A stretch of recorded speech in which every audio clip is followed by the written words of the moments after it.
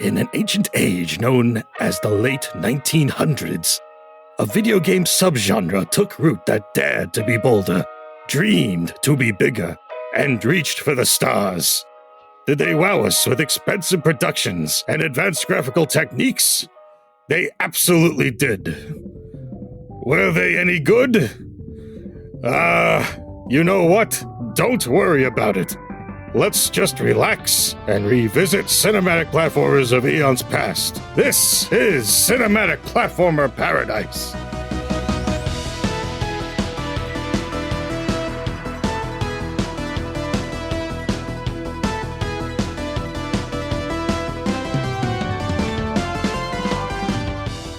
Hello, New Year's people. Hello, cinematic people, once again.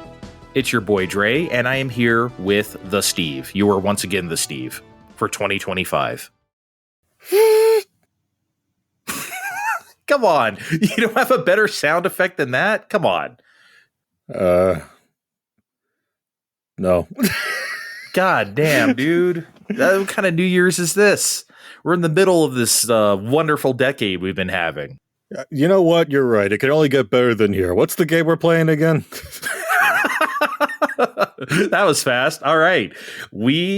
Actually, I guess I should tell the people first. This is our final episode of Cinematic Platformer Paradise. Next week, we will have a big deal. Finally, all three of us are going to be back. We're recharged. We're refreshed. We're going to thaw out Kevin.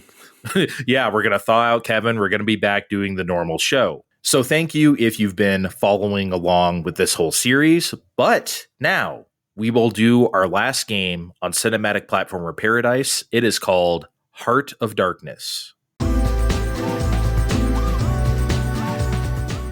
Originally published as a 3-part serial in Blackwoods magazine in 1899. Oh, wait. The video game, of course. Heart of Darkness was developed by Amazing Software and published by Interplay in 1998 for PlayStation and PC. What a title. Yeah, it's great. Heart of Darkness. It does, it almost, considering how lighthearted this game is, it doesn't sound like it should be called that. No. It almost harkens back to like 80s fantasy, like Secret of Nim or something like that, but it's like really not that dramatic, right? It's just... No, it's really not. So, Heart of Darkness was made by Eric Chahi. Yes, Eric Chahi is back. The same one from Another World. This is coming full circle now. Eric Chahi founded the developer Amazing Studios after leaving Delphine Software.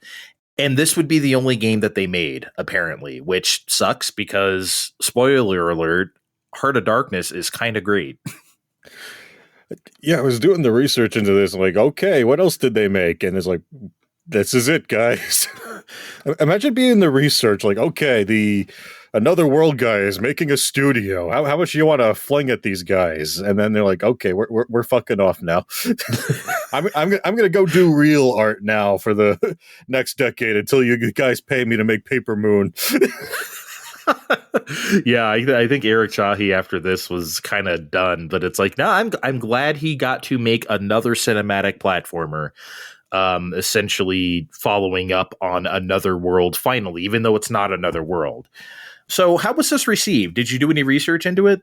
Yeah, I did. It was generally mixed reception, more positive on PlayStation, but it's all the points we're used to on this stage of the program.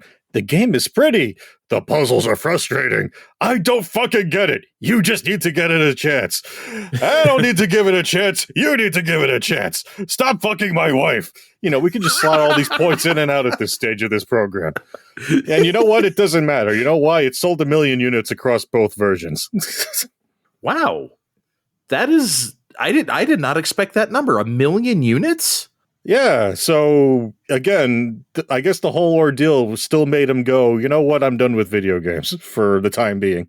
Well, Interplay probably fucked him, is what happened. Yeah, that too. And I'm surprised he went back to them after he had such a bad experience with Heart of the Alien, right? I figured he'd be like, well, fuck off. Well, if it was a situation like today, he probably would have just chopped it off to, all the digital storefronts, and it would have been like, hey, I'm running Amazing Studios, and we have this game called Heart of Darkness, and we would have all been like, oh boy, can't wait, Mr. Chahi. But no, back then you had to find a publisher to, print some discs. Yeah, I'm glad that it sold so well, despite its reception. I'm glad that the cinematic platformer, even in 1998, could be something that was commercially viable. But did you ever play this before? Because I actually did. I have played Heart of Darkness before. And again, back in the magazine era, when I still read them in the late 90s, I always heard of it as one of those games, those cinematic platformer games. But I didn't play it until I think like 2004. I found a cheap used copy at Game Crazy. Remember Game Crazy? And I thought it was impressive as hell, even in 2004. We're a generation past it at that point. But shit, I hadn't played it since then. So, 20 years goes by and I'm like, oh yeah, I remember that game being pretty good. And then I played it again for the purposes of this podcast, and it was like riding a bike. It was still great. So, Steve, have you ever heard of Heart of Darkness before this project? I definitely heard of it, but I never played it.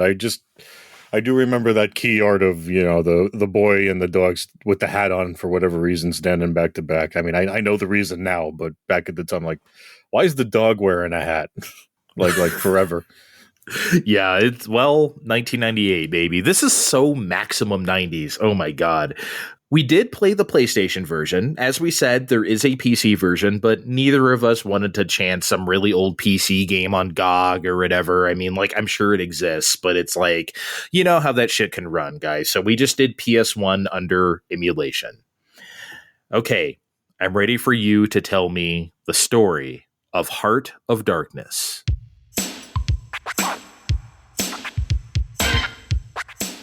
Andy, your typical elementary school kid, is awakened from a routine nap in class by his teacher just before the day's end, who reminds them to watch the solar eclipse for homework.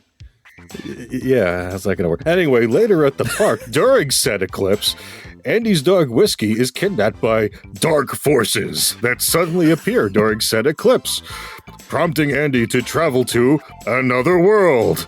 You get it? You get it? Called the Dark World, in a spaceship that he has for reasons, and rescue him. It's literally called the Dark World? Yes. That's stupid. But what can I say? I don't know why I'm all of a sudden not accepting of the Dark World, considering all the stupid other premises we heard so far. Anyway, what did we think? Let's just get right into it. I think this game's great. Let's just say overall, I really, really enjoyed Heart of Darkness. This is pretty as fuck, Andre. Oh, yeah.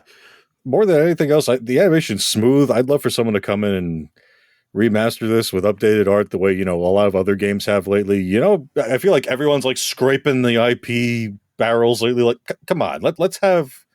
Yeah, it sucks that this game is not like readily available. I made a joke about GOG earlier. I don't even know if it's on there. It probably is, but I don't know. But yeah, this should be widely available. So up to now, the whole point of the cinematic platformer, at least to me, was to sell you on its world. Its sci-fi world, its Arabian world, and like really immerse you in that place, right? Heart of Darkness does that too. But its immersion comes from putting you in this living, breathing, animated feature, which is like crazy. That is like a completely different approach that makes a lot more sense for 1998, if you ask me, and the power of the CD-ROM. Speaking of the CD-ROM, yes, because it's a CD-ROM game, this is still a product of the times, and that's okay. It's got a look we're not going to find anywhere else. Like, it's like the second or third screen of the game. There's like this shadow that's rearing up to attack, but it's really just, there's like a sack of bones that you can shoot down. It's like, it's a very cheap trick, really. I also don't give a shit of how cheap a trick that is. I will fall for that shit and think it's cool every time you do that. It is cartoony as fuck. I love that. It's movie magic. Yeah. It's movie magic in the PlayStation, and they really sell that concept because, like, like all the option screens are like behind, it's like a projector. You're like behind the scenes there. You're like in the projector booth, and like the loading screens have a projector dancing back and forth and stuff. They're really selling the movie part, the cinematic part of the platformer. When I played it originally, I didn't really think much of that literal approach to it, but it is. They're literally positing this as this is a real movie that you are in, which is wild, especially the way it opens. It opens, what is it? It's literally like a DreamWorks ass like animated movie with the swelling music and everything, and like the title card is just right in your face, and the way the spaceship sweeps across and everything. This is some real deal cinematic shit. Although I gotta say, I think it's fair to say the PC version was the priority. All the human characters just scream now on CD-ROM to me because Yep. I'm going to have some nice things to say about all the monsters you fight, but all the humans were definitely... You could have told me this was Eric Chahi teaches typing or teaches you how to read or whatever, and I wouldn't have batted an eye. Imagine a Mavis Beacon game on PS1 where they went like full like production with this. They had like CGI scary Mavis Beacon. Oh God. Anyway, yeah, it's just, but I like that aspect though. I think that's cool. Like I like that they went for the look that they did. The art style is just pretty stupendous, and it's like I said, it's like really cartoony. It's like taking a bit from like the early CG movies, animated movies at the time, like Ants or whatever, or Toy Story, obviously. Oh, okay. You know, that's a thing. Remember how we used to compare everything to Toy Story? Oh, this game has Toy Story graphics or something. This game could have done that.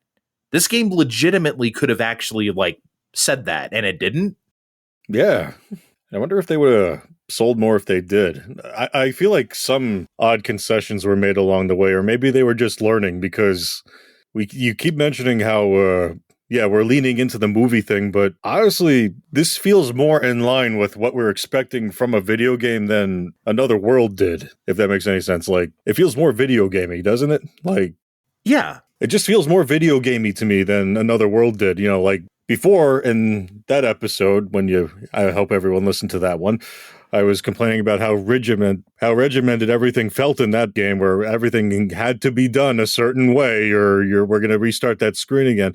Here, we still have the fairly generous checkpoints, but we have a bit more flexibility in what you can do, and your big-ass ray gun and different things just feel a bit more correct, I guess, in a way. Like, it feels more video gamey here. I'm not saying that's better or worse. I'm just saying maybe we learned, or maybe we're adjusted. I don't know. You know, I agree, but it's very hard for me to put a finger on why that is, because this feels exactly like Another World to me. It feels like, okay, we're going forward, we're doing this. It's even more Dragon Lair than before, but somehow it feels more free, but it's actually not. I can't like wrap my head around that. If I had to put my finger on it, I'd say because even though your dog's kidnapped, there's less of a sense of urgency in this game than there is in Another World. Like, you're always getting shot at in Another World. Like, here we have chapter breaks where we're checking in on the pink Jim Henson reject and oh Lord, sucking up to the Dark Lord. And, I was like, okay, clearly whiskey is in some trouble, but we're not lose all of the marbles if we don't do this shit correctly in an allotment of time. That is true. It's more relaxed somehow, even though, damn, I killed this kid Andy so many times. Oh my God, they should call the police on me with how many times I put his life in danger. Holy shit. Oh, the PS1 CPS has got to come for my ass too, because, his death animations are so great too. Oh, I love that one. I love that one where you fall into the water, you're getting away from the thing shooting fireballs at you. And if you go up too far, you get shot through the water with a fireball, and it leaves like his shoes. But that's like a total callback to the beginning of Another World, where you fall into the pool. And if you don't immediately swim up, that thing will get you, which is freaky as fuck. But it's like the opposite here. That couldn't have not been he did that on purpose. Oh my God, you're right. This is like the Kickstarter sequel that we can't make before that existed, isn't it? Yeah, for I sure. can't make another World 2, but gosh darn it, we're gonna do our best.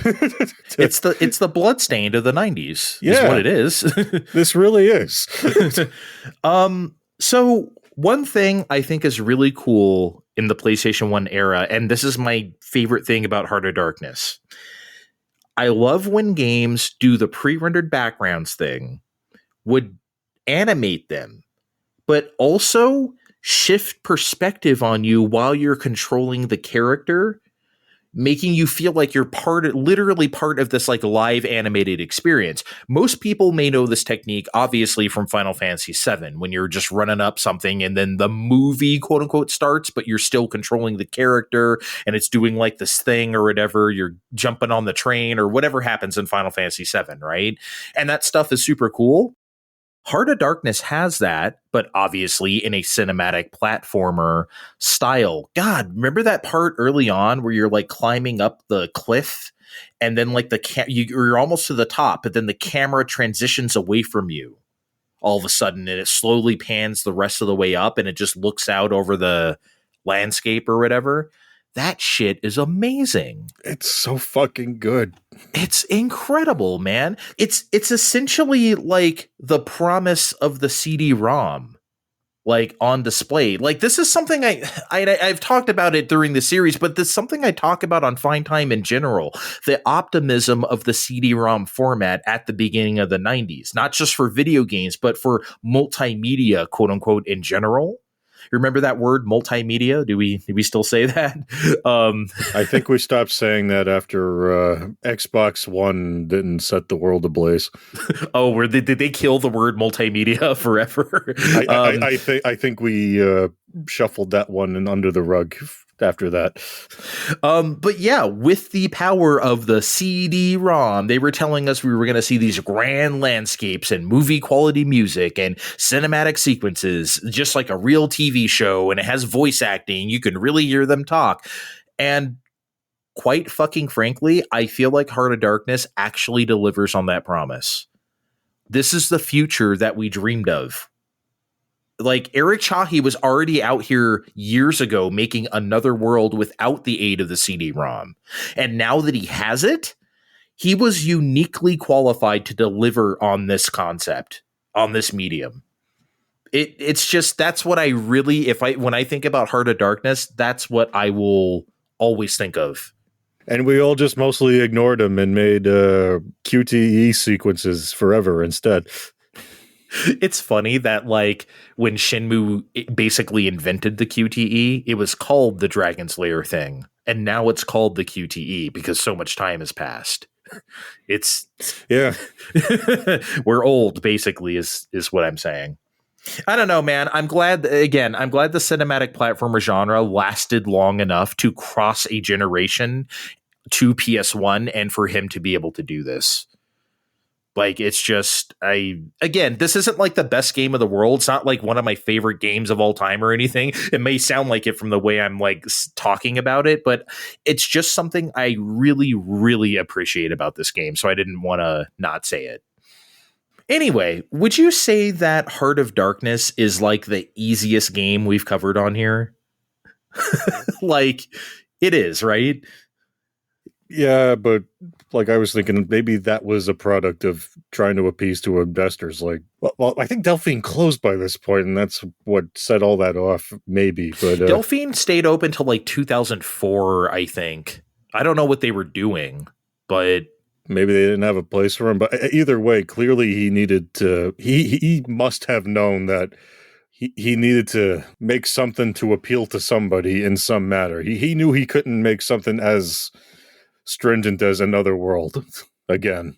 Yeah, it just wasn't the time for that. I don't think people would have been into that, including myself. This is the generation, the PS1 and 64 generation, Saturn generation, where games started to get easier, a lot easier. Even if you made something cinematic platformer flavored, you needed to have some give, and this definitely does, more than anything we've played so far, even Blackthorn, I would think. Yeah, because the checkpoints are like super generous in Heart of Darkness. And they should be. It's kind of like what I was saying before about like, should we just let people enjoy the game? Should it be so hard? Do you want people to see all this work you put into this crazy thing? Just let people see it. I feel like Heart of Darkness actually does that.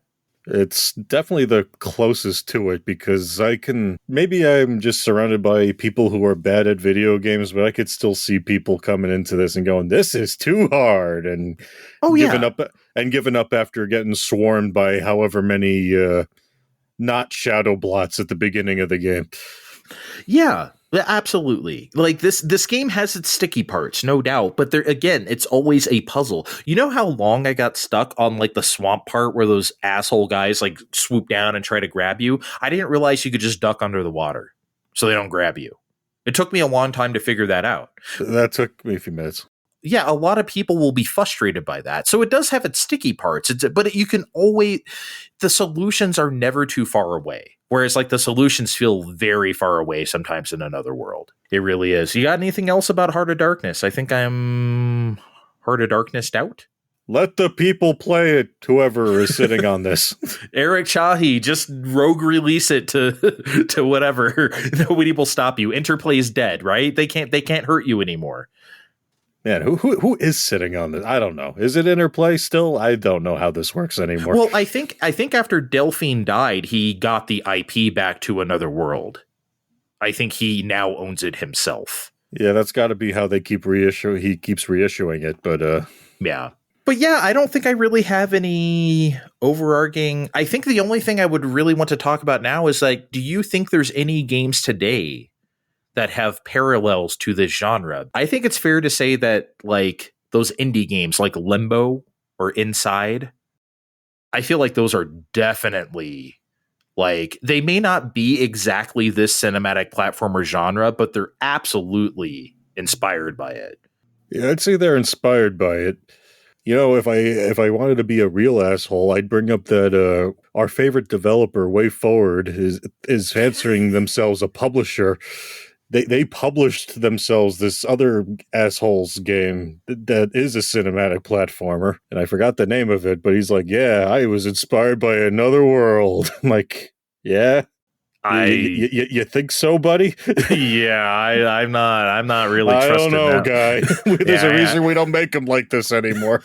Yeah, this existed at this time, and that was it. Because, like, oh, I mean, like, here's the thing: can you think of anything after Heart of Darkness? Because I can't. I honestly, I feel like any game where you have to carefully jump or pull yourself up on a ledge that's 2D, they owe themselves to this genre. Obviously, I'm not saying that this genre was the very first thing to ever do it. I'm just saying that like it popularized that kind of like careful movement and jumping, that you can still see that today, even if they're not exactly that genre, you know? Well, I guess we should do one more thing before we leave. We need to rank Heart of Darkness, and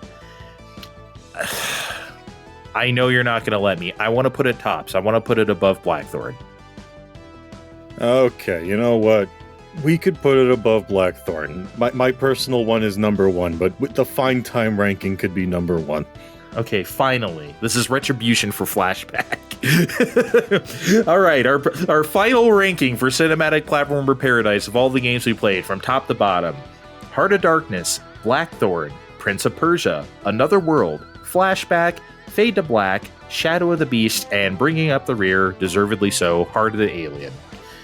So that's it. I can't believe we played 8 games in 7 episodes. What the fuck is wrong with us? We love the people too much. Mm-hmm. And we weren't going to leave them without something to listen to over this holiday break. Again, thank you so much for joining us for this little mini-series of ours. And again, as Steve joked about earlier, if you really have been playing the games along with us, thank you. And also thank you for just sticking with us and letting us take off these holiday weeks and allowing us to recharge our batteries. Next week, we will be back to our usual show, and we hope you join us for it. But until then, this is the end of Cinematic Platformer Paradise. See you next week.